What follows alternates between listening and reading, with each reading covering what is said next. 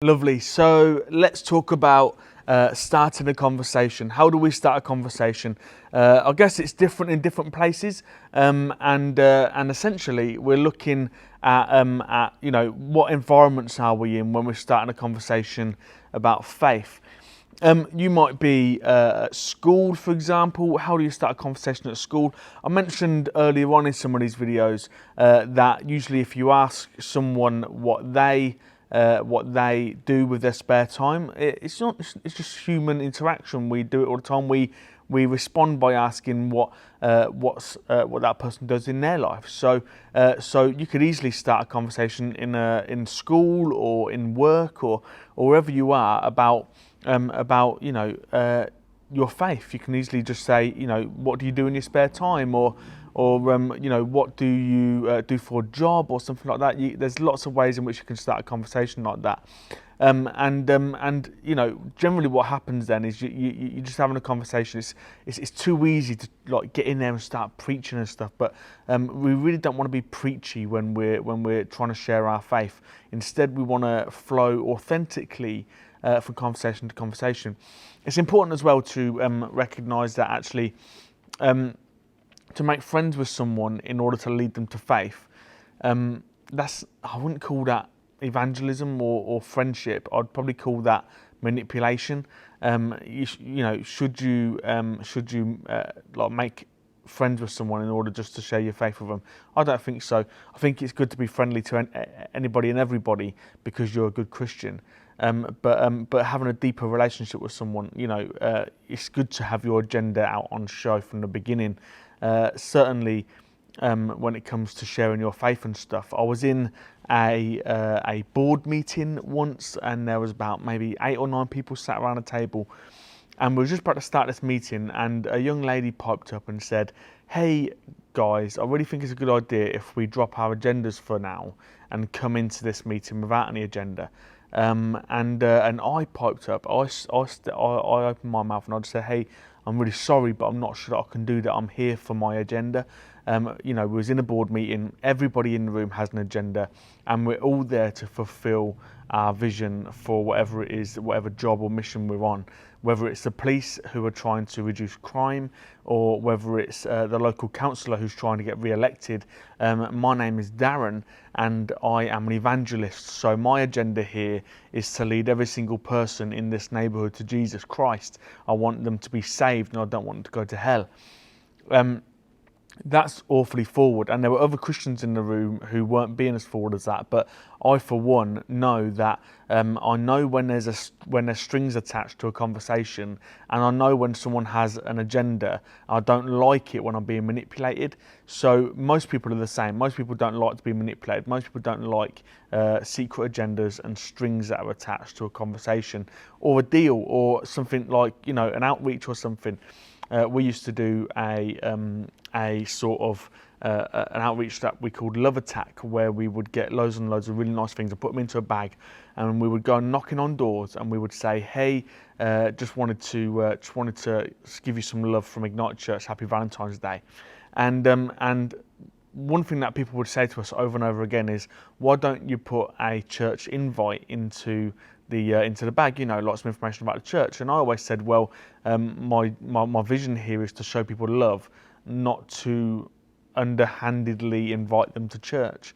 If I'm going to invite them to church, then they should know that I'm going to invite them to church. However, we would do a massive Easter egg hunt, and it was like, really, really decent, really well attended, 600 odd people. And I would preach the gospel out loud every single year at that. And people would expect it, and I'd even talk about it before we were going to do that. I'd let everyone know that I'm going to preach the gospel, and so people expected that. So there's never any secret sort of code or secret thing that was happening, no secret agenda that was going to happen. It should be the same with our relationships with people. Obviously, how do you start a conversation with your friend? Because I can imagine, lots and lots of people have friends that they haven't invited to church yet. How do I start a conversation with my friend about church? Well, I would suggest that actually it should be a strategic thing that is consistently going on. So you're consistently saying things that happened at church that you find fun, or things that have happened in your life that have been significant. you share good things with your friends, don't you? It's just natural to do. And so for you to tell them that God did something in your life this week, it shouldn't really be awkward. That shouldn't be awkward. It should be like, hey, I'm a Christian. I know that I'm a Christian. Can I just say that this week I prayed and this thing happened in my life. No one's going to be offended. No one's going to be offended at that. In fact, people who are actually your friends are actually going to like you and they're going to love you far more than what you could ever imagine. So that means that when you invite them to something like a baptism service, for example, they actually want to see what's happening in your life. They are keen to know about your faith. They probably want to ask you loads and loads of questions about it, but they feel just as awkward about asking you questions as you do about telling them some of the good experiences that you've had with God. And so it's important that we have these relationships and do them well. And to do them well means that, hey, actually, by the way, I'm open to the idea of you asking me questions about my faith. At the same time as, hey, I'd like to tell you some good news about what happened in my life this week after I prayed. And so let me encourage you, if you've never engaged in a faith conversation with your friends or family, then just give it a go. Just ask them. Or to tell them, hey, can I tell you about something that happened that was really good this week? I prayed and this thing happened, or this really cool song came on in church that I really like, or maybe a prophet spoke this word over me, and I really felt like God was speaking to me in this way. What are your thoughts on that? Because people honestly, really honestly, people are really desperate to know what goes on in their friends' lives, and certainly when it comes to faith. Because it's one of those things that is considered to be really, really private. It's it's a bit of a taboo to talk about your faith, even if you don't have it. So people are really keen to talk about it, just like people are really keen to talk about sexuality. It's like the unspoken thing that goes on in society, and so many young people definitely are like, I need to know more about this. Can you tell me some more information about it? And many adults are quite keen to talk about it, but feel like it's a taboo subject. It's the same with faith as well. So you just got to start a conversation. You just got to tell some people some stories.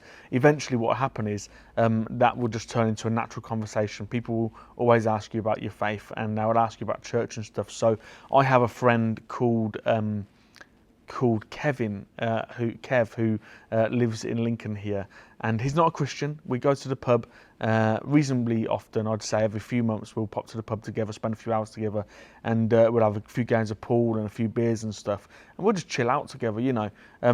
No agenda, no nothing. I pretty much never force my faith on him, and I never ever start a conversation on faith because I'm just there going, hey, actually, I don't have many friends in the area. You sort of come from where I come from. The guy's been to prison. He's got a bit of a rough upbringing and background and stuff. And so we sort of get along really well, We're both sort of laddie lads. We like shooting guns and driving fast cars, that sort of stuff. And so I'm not really there to necessarily witness to him. Although at the same time, I'd really love for him to be a Christian, right? Interestingly though, he messaged me just this week on Facebook and said, hey Darren, how you doing? And I'm like, oh, I'm doing really well, thank you. This is what's going on in my life, and this great thing happened the other day, and all that sort of stuff. And then he says, oh, how about church? What's going on in church?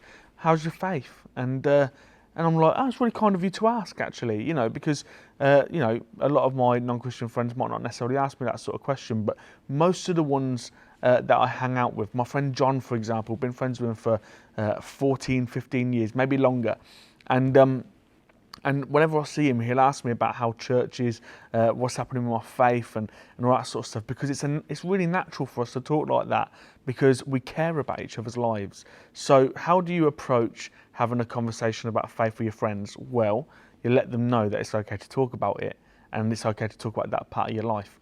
In terms of with strangers, how do you approach the conversation? Like I say, best bet is ask them about their life, and then they'll ask you about yours. It's really, really simple. And then in general, if you're thinking, Pastor Darren, I really want to know how to do street evangelism. How do I walk up to someone in the street and start a conversation? I am as bold as they come, and I feel nervous. I feel nervous all the time when approaching strangers and stuff. However, most people would think I'm really bold.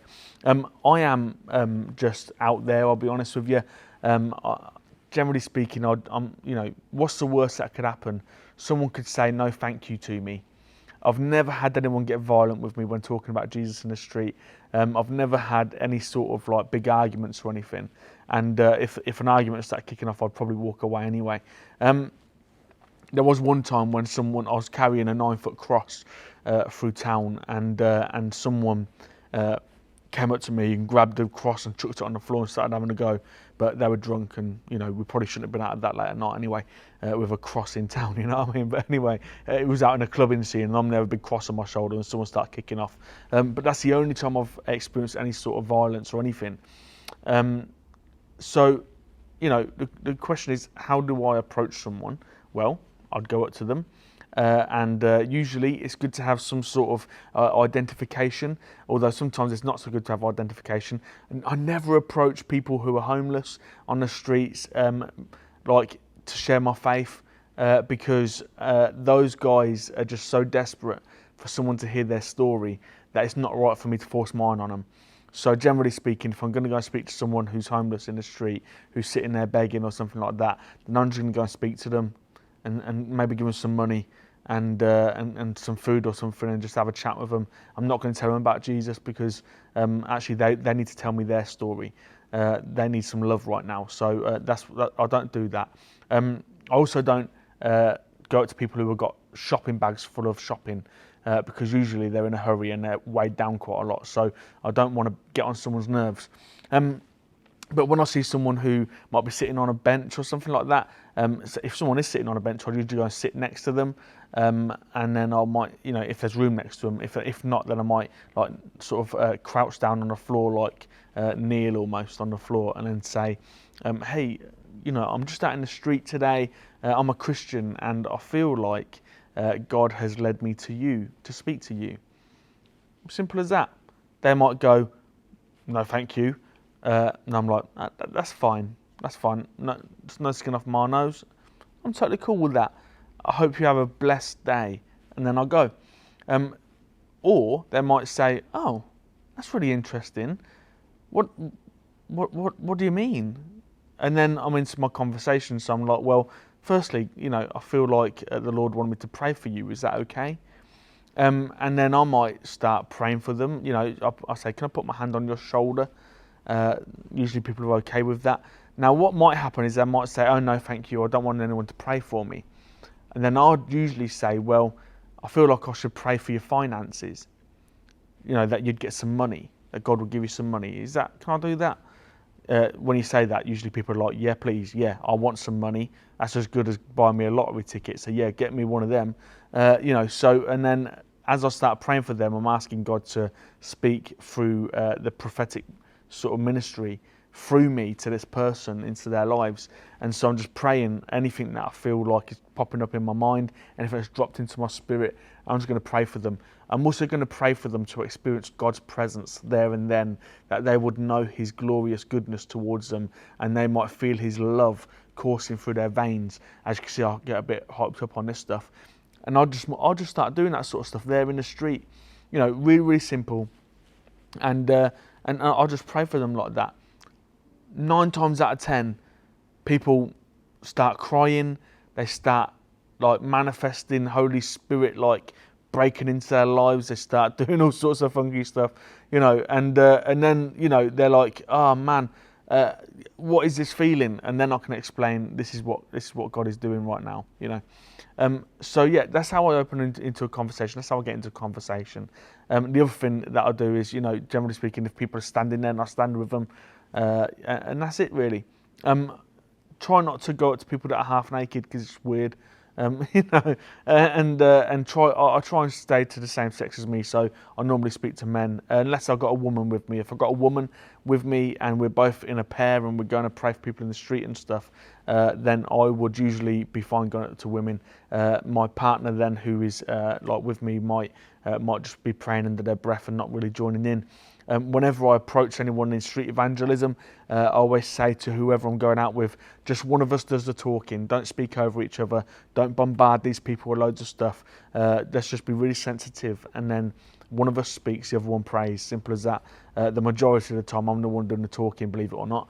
It's quite funny, isn't it? You know, but that's my routine. That's how I roll. Hopefully this has been helpful to you, and I'll come back with another session. The next session is on how do we do healing. So we'll talk about that next.